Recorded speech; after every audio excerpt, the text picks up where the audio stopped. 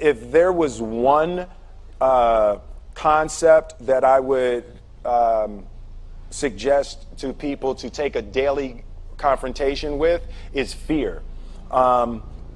The problem with fear is that it lies, right? So fear tells you, hey, you know, if you say that to that girl, she's gonna know she has you, you know, and she'll never really be attracted to you if she knows how much you attracted to her.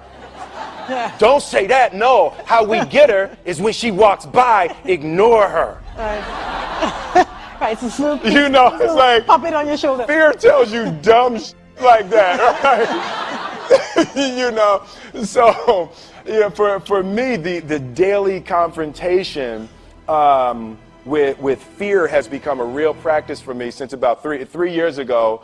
I went skydiving in Dubai, right? And skydiving is a really interesting confront with fear, right? So I gotta stand up. I'm sorry, I gotta stand up. All right. So all your friends, what happens? You go out.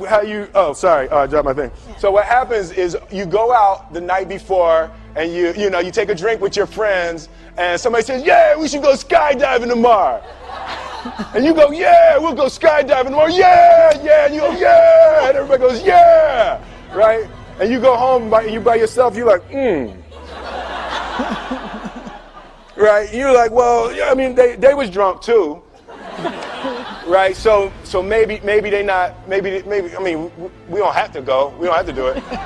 So then that night you're laying in your bed and you just keep, and you're terrified. You keep imagining over and over again jumping out of an airplane, and you can't figure out why you would do that, right? And you're laying there and you have the worst night's sleep of your life, but you still have the hope that your friends were drunk, right? So you wake up the next day and you go, down, and you say where you were going to meet, and everybody's there. You're like, oh, all right, cool, right? So you get in the van, and you don't know that your friends had the same night that you had, because they're pretending like they didn't. They're like, yeah, man, my uncle's a Navy SEAL, and this is going to be great. I've been looking forward to this. And you're like, oh my God. And your stomach is terrible. You can't eat and everything, but you don't want to be the only punk who doesn't jump out of this airplane. So you get there, and then you have the safety brief. And you're standing there, and the guys will tell you, well, if the chute doesn't open, what's going to happen is well, why the hell, what could happen? That the chute wouldn't open, right? So you do a thing, and what you do is your first jump, you're attached to a guy who is going, he's going to walk you out. So you go, and you get there, and there's an airplane, and nobody's stopping. Everybody's still going. So you get onto the airplane, and you're sitting there, and it's extra because you're sitting on some dude's lap, some stranger.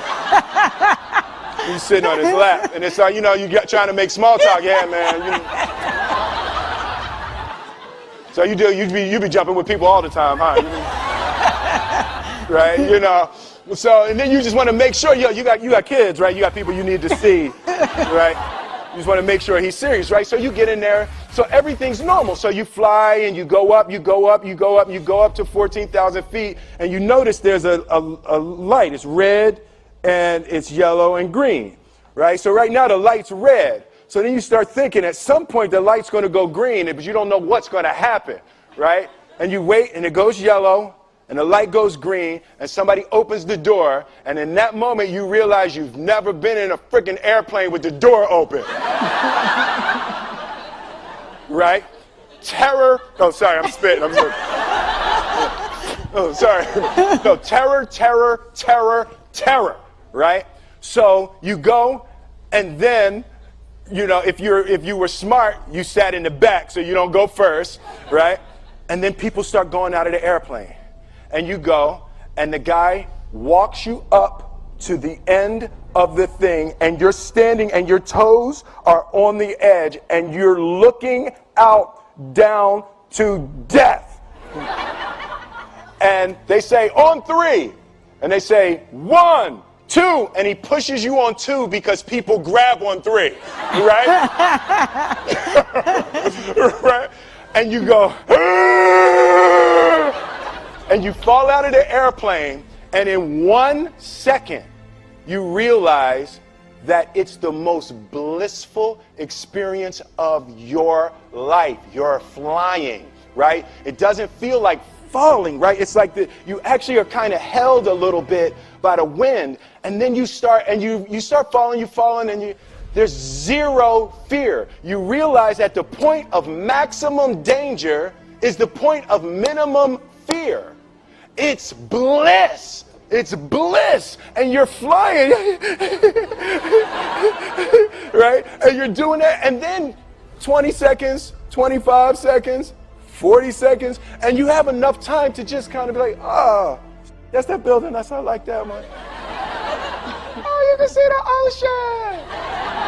Right? You start doing all of that. And the lesson for me was, why were you scared in your bed the night before? What do you need that fear for? Just don't go. Why are you scared in your bed 16 hours before you jump? Why are you scared in the car? Why could you not enjoy breakfast? What did you need that? The fear is fear of what? You're nowhere even near the airplane. Everything up to the stepping out, there's actually no reason to be scared. It only just ruins your day. You don't have to jump. And then in that moment, all of a sudden, where you should be terrified is the most blissful experience of your life. And God placed the best things in life on the other side of terror. On the other side of your maximum fear are all of the best things in life.